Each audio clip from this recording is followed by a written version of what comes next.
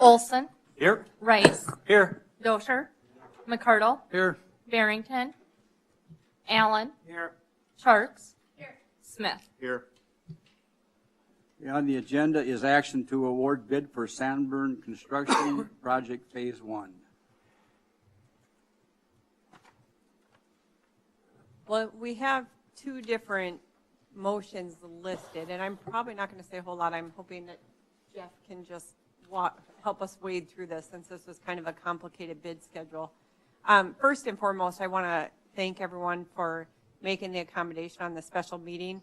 You all know, but some people in the public didn't know, that the reason why we scheduled this special meeting is it helped us secure competitive bids, because there was a number of contractors that were not comfortable with the length of time waiting to the next meeting because of conflicting bids that were being posted at the same time. So thank you for being here today.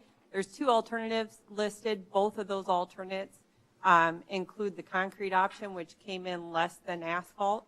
So the decision tonight is whether you want to go with the full closure or the partial road closure on the project. And I can have Jeff walk through the bid if you'd like. The apparent low bidder was BX, where do we have that listed? BX Civil and Construction. So the total is going to vary depending on which one of those options the council decides to go with. Okay, we got 6 bids that we received on the project. They were all very competitive when you look at the totals across the board. One thing I'll add, just real quick comment on the alternate that we had for the gravel.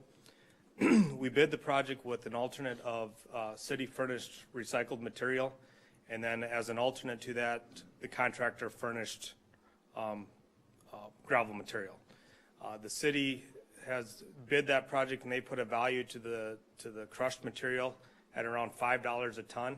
The difference in the ton for the recycled city furnished material versus contractor furnished material was greater than the $5. So our recommendation is to award with the contractor or with the city furnished portion of it. But then from there, the part of the bid that gets complicated is which alternate to award as far as the completion dates go. You can see kind of as you look across the board at all of them, it's a very difficult number to guess on what the contractors are. It all depends on what their schedules are and how they can fit the project. One contractor bid $378,000 extra to have it done, or to use the full road closure and have it completed by that July 17th date. Another contractor bid that as a $40,000 deduct to use that as an option. So we had a large range of where these contractors feel that they could get it to meet their schedule. And I think when we came and talked about bidding alternates and incentives, we came to the same conclusion of, how do we do this exactly so that we can accommodate everyone? And I think by showing the fact that we got 6 bidders in those variations, we gave every contractor the opportunity to bid it as competitively as they can and with a one that would fit their schedule so that they could bid it. With that, we come down to the concrete option, as Stephanie said, is cheaper, and it costs less to maintain concrete than it does asphalt over the years. So our recommendation is to bid the concrete option. So that puts our low bidder to BX Civil, and we have the option with the alternate one of which would be two-way traffic would be open starting June 29th, and the completion that the contractor would be held to by contract is October 10th for the rest of the work. That was the top item that's listed there. And that one was a little bit more expensive than alternate number 2, which is that the contractor can completely close the road and be completely done and open to everything by July 17th.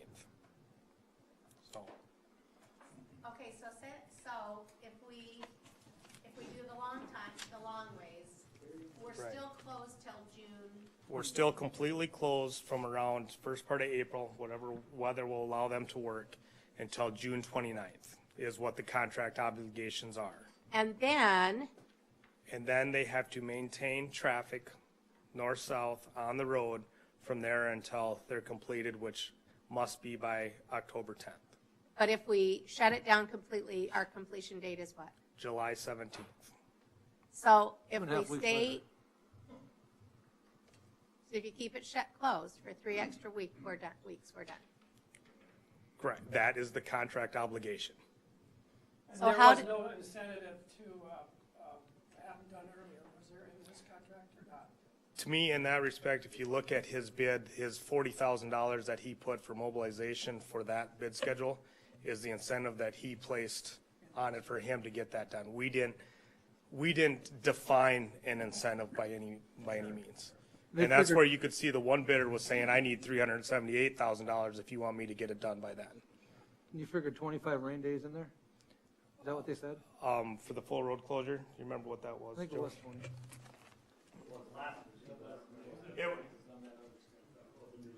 There was rain days allocated for each one based on a month-by-month basis.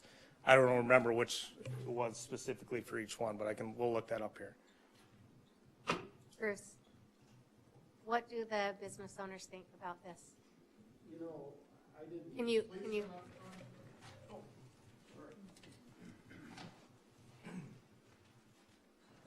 Terry, did you talk to the business owners? I wouldn't, it wouldn't be fair for me to represent, to say I've talked to the business owners. I've talked to a couple of the business owners.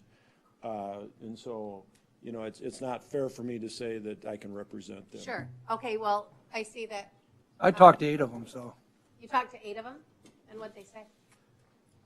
I talked to Bruce a couple times, and I'm not sure where he kind of wanted to have the alternate, I think was what you finally Yeah, said. yeah, I definitely wanted the alternate. 6 out of the 8 people I talked to said, shut it down, and I talked to Hungry Dog, Mike at Ron's Bicycle Shop, he said, get her done quick. Palace Motorsport said, get her done quick. Talked to Doug Backlund yesterday, he told me the same thing.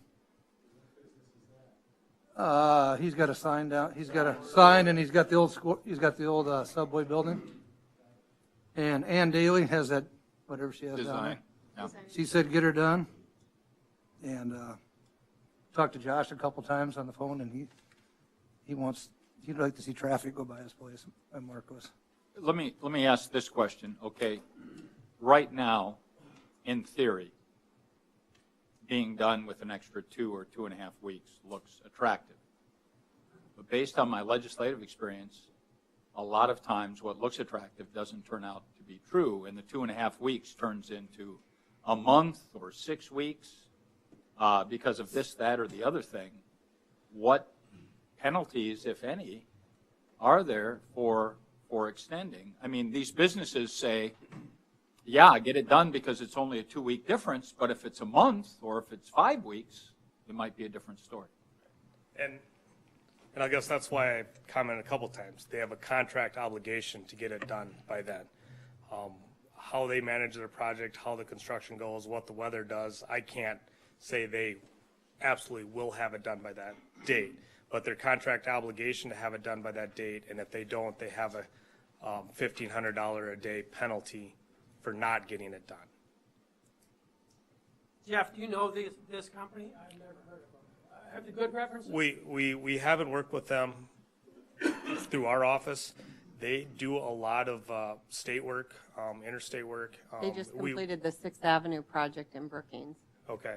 for the DOT. Yeah, I mean, they're DOT approved contractor, and I haven't heard anything bad about them. We do know their subcontractors a little bit more that they listed, and we're comfortable with any of that.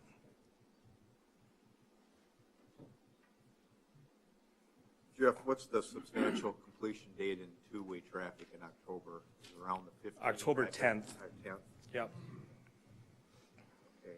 So if we're looking at the end of June, you have to be closed up to that point You can be for close, right, utilities? right.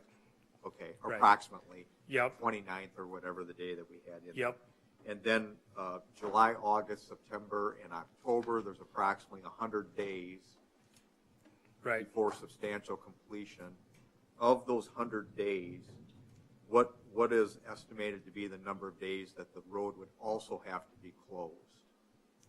Well, they will, at that point, they'll be required to maintain that traffic along it for the duration. There is going to be times where you cannot get across to the other side as we're doing intersections. And that might not be all of the intersections at once, but there will be times, and I can't remember if it was 10-day stretches, that we estimated that you would not be able to cross to one side or the other. You'd still go north-south. That's the requirement, is you must be able to go, we must have the traffic going north-south. And there was no driveway access either. Right, all the accesses to, even on the side where the traffic is, because of the close proximity that everything's gonna be together, we're gonna still, and the fact that all the businesses have access to the intersections, or to the side streets, that we would have the traffic coming and going from the intersections at that point. You don't have an estimate, or you hate to even For guess what? the number of days that I would- want to say it was close to 10 days for each side, basically. And it's not going to be probably continuous, because, you know, as they're paving one intersection, obviously you're not going to be able to get across at that intersection. The next intersection up the road might still be open because they're not paving there, you know. So if you're going north and want to turn to the left, you won't be able to do that, because you won't be able to get in their driveways probably, will you? If you're If you're going, heading north right, and towards you, Viaduct and you want to turn into Blue Rangers, you probably won't, their driveway probably won't be accessible, will it? no, you'll have to turn into the intersection prior to that and then pull in their side entrance. So what I hear you saying is that if we go with the two-way traffic option, there's still another 13 days where there's no access, whereas if we go with the complete closure, we extend no access by 13 days. So then the question would be, the money is negligible, but why would we, as Jeff's estimation, have 100 days of inconvenience to businesses when the closure time is the same? That's the tough decision. But Right. right. Your business is on the other side of the street. I can see it, but I can't touch it. Same thing you see in Minneapolis all the time. Right. Can't get to you, but I can see it. Yeah. We always look at it when I'm driving those big cities. Yep. It's right there, but I just can't get to it. Yep. If I take the next exit and drive around the block, I can see it, but I can't. The other thing, I guess, possibly to consider or look at it from that side, if you award the alternate with the July 17th completion date, you have now put him in a contract obligation to have it done by that point. As opposed to the other where, you know, he can lengthen that part of it out. And you will be at that $1,500 a day if he doesn't meet that day as well. And again, the $1,500 a day isn't going to make any difference to a business, Correct. you know. I mean, I guess before I got here, I thought, well, we heard the testimony of the business owners. They want to keep it open, $1,500, keep it open. But from what I'm hearing you say, the closure is the same, so why would we have 3 months of inconvenience? Jeff and I were talking, Steve, before the meeting, how little we went down Burr Street when it was under construction. I mean, you've made up my mind for me. Yeah, and I don't know what when we asked Bruce after the bid opening, what percentage of traffic went down on Burr Street, even though it was still open but was under construction?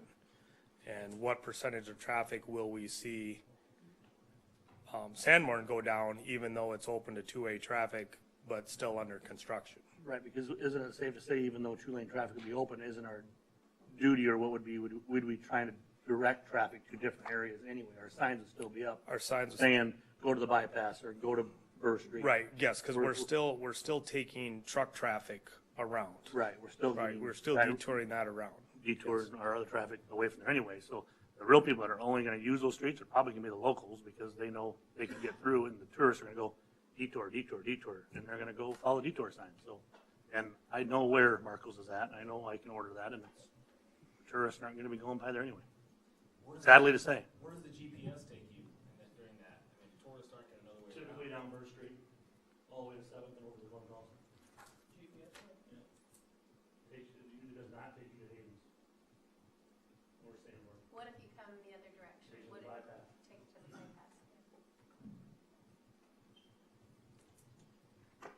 Josh, I know that you've been one of our most vocal proponents of having the road open.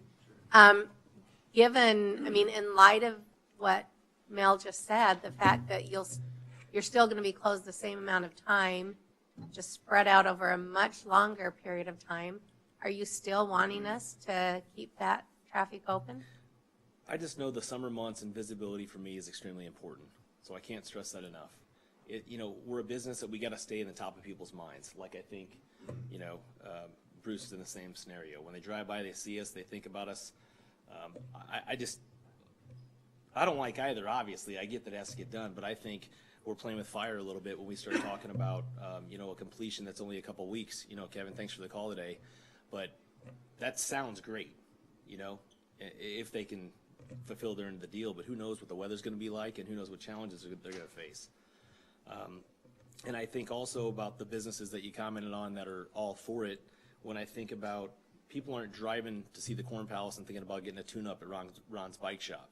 So I think that's a little bit different. I also question Doug Backlund, in the billboard company. Is his revenue going to change during this timeline at all? Or does he have deals worked out and he's getting paid regardless? I don't know. I just know for me it's going to directly negatively impact what I have going on.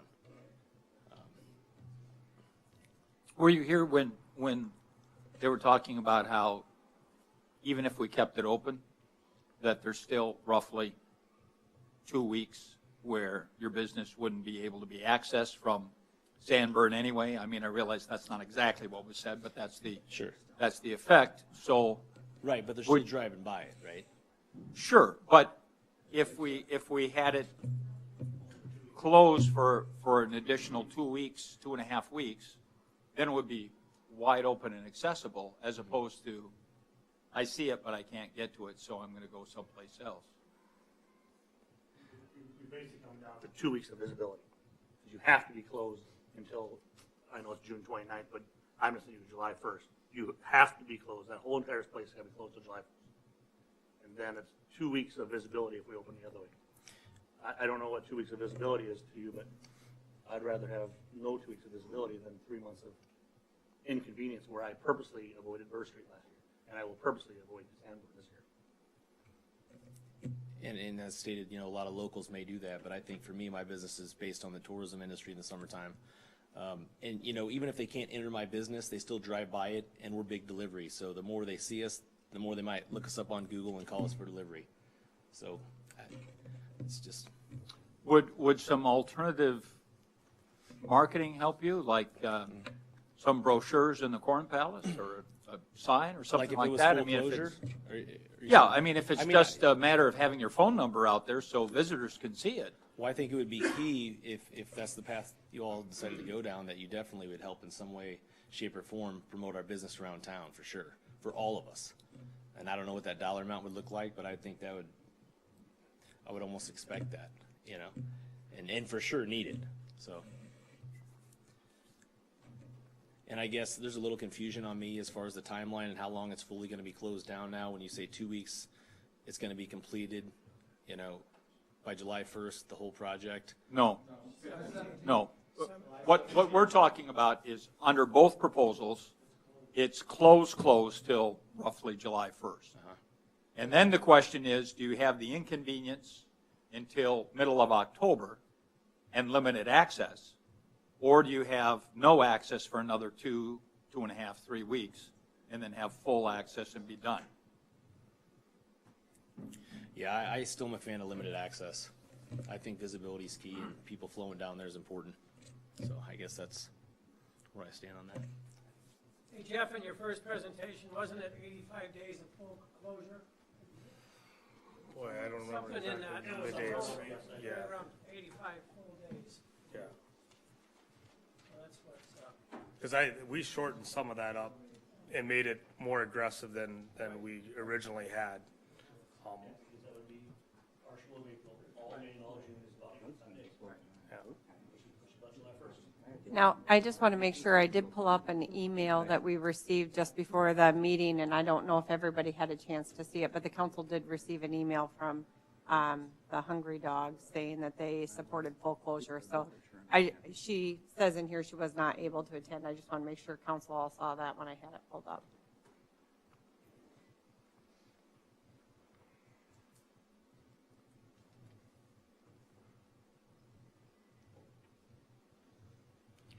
I want to bring up one more comment that Chief Orwig mentioned to us. When we bid this project, or what we allow the contractor to do, is it states that he has 24-hour access to the project, as in we're going to waive any of the noise restrictions or that. So if he does get behind schedule, he has the opportunity to be able to work weekends, holidays, and 24 hours a day if he can figure out how to work his crews to make that happen.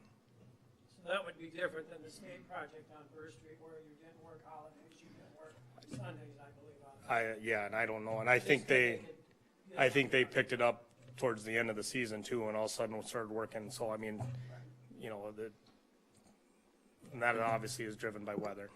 Just to be clear, we wouldn't be requiring them to do any of that. That would be at their option. Is there a problem with us promoting their businesses somehow too, you know, to get people, to keep people going there? Or is that something we can do or something we can't do? I don't know. I would be concerned that sets a dangerous precedent. You know, I think that there could be other potential issues, but I can't really articulate them at this time. What about having, you know, I haven't seen what the Corn Palace does now, but back in my day when I worked there, there used to be all these brochures. And, you know, Perkins has that little stand where they have the brochures. There would be nothing to prevent any of these local businesses from printing up brochures and having them in the Corn Palace, would there? The CVB is leasing that space out now, but I'm sure that they can make arrangements for, you know, that period of time that the road was closed. But the CVB actually leases that space out to businesses in town. The other comment I was going to make is the actual brochure slots? Not the, okay. Yeah, they get funding for doing that in our building. The other thing is that we did do radio updates, I guess, during the Burr Street project. And Terry, are you here? I know Terry had mentioned that we could do similar on this project. We could also provide updates on the city website and, you know, use the notification system on there. If there was one we were notified things would be open again, that kind of thing. And just to, sorry, I didn't mean to cut you off there, but talking about the CVB, it'd be a lot easier to work out some kind of an arrangement with them without unnecessarily entangling the city and free speech concerns and, you know, special treatment, that kind of stuff. But one of the things that was done on the Burr Street project was the signage, and that came at no cost to any business that had no access from that street. So we would most certainly have signs that said along Sanborn that would say Marco's Pizza here, Lube Rangers turn here with the arrows. So those kinds of things would be there. Yep. And that's something that we would do routinely. That's included in the bid. Yes, that's part of the project. Now they're just like Burr Street, they're a blue sign with white lettering. You know, I guess if someone wanted to put a logo or something on that, I would say that would have to probably be, you know, at their expense if they would want to do that. Yeah, and I do think that, I think that there was at least one business that maybe had to pay for their own sign. And so if you potentially, I don't know, would it be possible for them to pay for a sign of their own that had a logo or something like that? What's that? Well, there's also the opportunity now to, you know, rent a billboard on Havens, like Woolfolk Jewelry does, and, you know, First National has a billboard on Burr Street. Jeff, I was going to ask you a question on the $1,500 a penalty.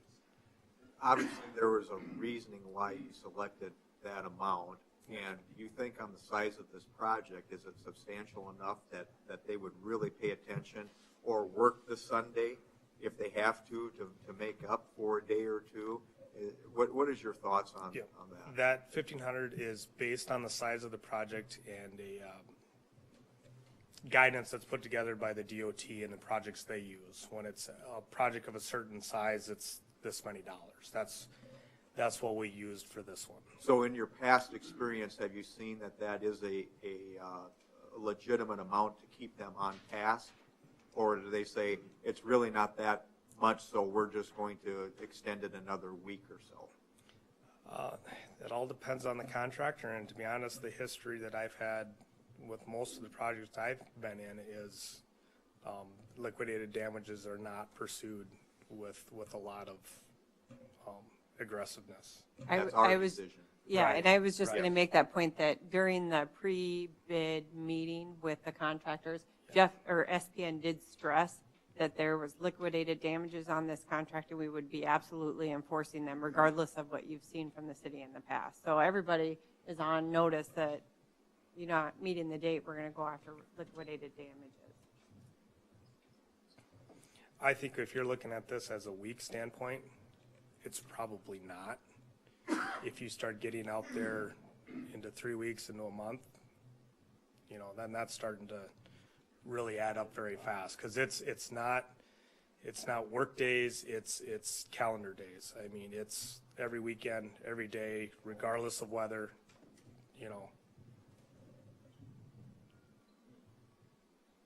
Yeah, it's not just the Monday through Friday.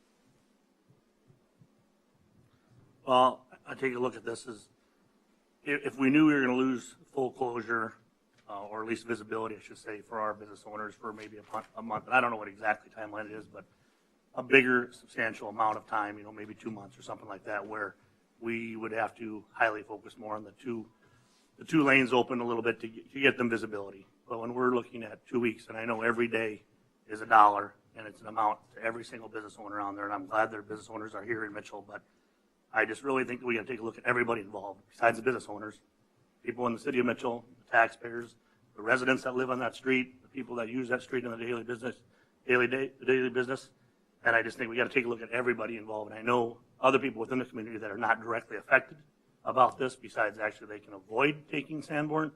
They've made their comments to me too about just get it done, and actually get the whole thing done, as in everything all the way to 15th Street.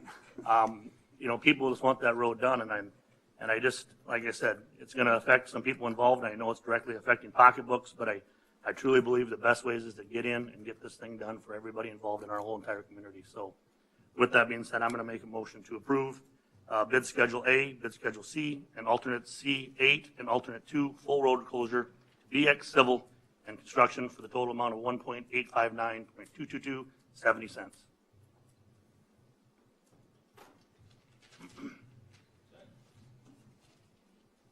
All those in favor signify by. Can we have a little discussion? Oh, sure.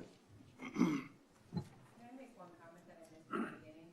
I know I noted this on my staff report, but either of those alternates, when you add in the construction engineering fees, is still within the budget that was approved by council for 2018. Steve was doing some quick math here, and those penalties are $10,500 a week. And that, to me, seems to be a pretty substantial amount of money, at least it is to me. What really swung me around to Marty's way of thinking was the discussion about and I realize the north-south track keeps going, but I'm going to call them closures. The additional closures of the intersections and the fact that you would be able to see a business but not actually get there. And I know in my own personal case, and again, we were having a little sidebar before the meeting, the only time I drove down Burr Street was when people would be complaining. And then I would drive down Burr Street to see what those complaints were. Otherwise, I avoided Burr Street like the plague. So I think to have another 100 days of construction and inconvenience, I think frankly would be more hurtful than an extra 2 weeks of closure. And again, if we didn't have the penalties, then frankly I'd be with the 2 lanes open. But I think any business is going to want to avoid $10,500 worth of penalty a week. Jeff, the business here, we're going to award the bid to here probably sooner. civil engineer, or civil design and construction there, are they going to be talking to these business people to go ahead and work with them on signage? Are they just gonna put them up? Will they meet with them? Will you meet with them and see how the signs work for their business and where they're gonna be located in the area for them? We have the signs that's set up as, so that we can route traffic on Raleigh and on Minnesota. So we'll have major signs up that'll send them down Minnesota and send them down Raleigh. And then we'll have another sign on each intersection on Raleigh or Minnesota directing them over to where the business is at. To me, very similar to what I think was seen on Burr Street. We have them on Duff Street, the next block to the east on Sanborn. Signs there for instance, Lou Bridges. Yeah, so there'll be 2 signs on Havens, one coming from each direction, or actually 3, because we got to send one to send them past Sanborn, and then 2 to tell them where to turn off of Havens, and then there'll be another one on Raleigh, sending them back the other direction. All I ask is that you work with Yep. We also will have weekly meetings with the contractor to review schedule, progress, and discuss any of those other items that need to be changed. You're not gonna run any of them down the alley, are you? The only ones that are run down the alley is The hair place. the Hair Place and Darrington's. Yeah, Darrington's and Ron's bike shop. Will be maintained by the contractor or by the city? By the city. That alley will Dan. be maintained by the city. Yeah, we've made that Yep. arrangement ready too. Correct. The other thing that I think is noteworthy, and I'm saying this mostly for you, Josh, is that I think there's a misconception, I'm going to call it a misconception, that all of our tourists are equal throughout the summer. And I think statistically we found the majority of our tourists are coming through in July and August. And that being the case, I mean, I know that you're counting on that tourist traffic. I think that you're going to be, I mean, I'm thinking this through like I'm a tourist. I think you're going to be better off because most of that traffic is going to happen in July and August.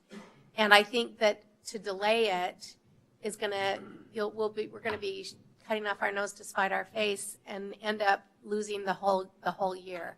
So I'm really thinking of you. You know, I really am. I really think this, when I vote positively for this, I'm thinking of you and your business, and I believe in my heart that this is going to be the best way to get you business. So. Jeff, where do you hold those meetings? For the construction? Yeah. I think we'll probably plan on having them at City Hall. Okay, I think that'd be good to have a consistent time and a consistent. Yes, yeah, when we get to day. the pre-construction meeting, we will set a date and a time, day of the week and a time that we'll be having that meeting. And then the other thing I was gonna ask is, what is the date for start? I read it, but I can't remember now. The contractor's indicated us that he would like to start April 1st, depending on the weather. Okay, and what if the weather is better in the springtime than anticipated? Can they start early? They can start earlier. As soon as we get under contract, they could start. The only stipulation that we put in there is if they do get started in any of the underground work or any of that, and weather changes on us and he can't work for an extended period of time, he's got to put temporary surface in and open the street back up to traffic.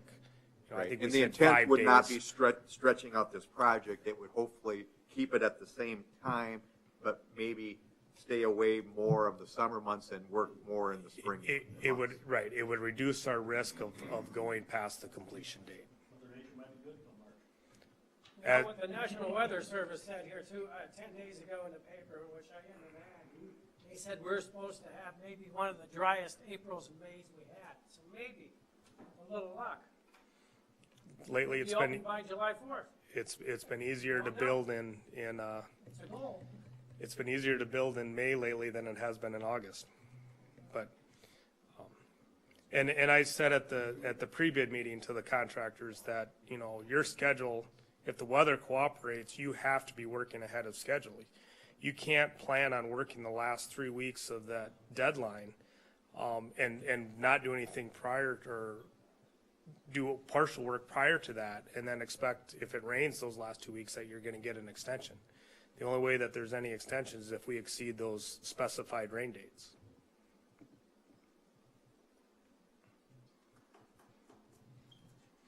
Is there anyone in the audience is there anyone else from the audience that wants to talk about this, that wants to come up and address?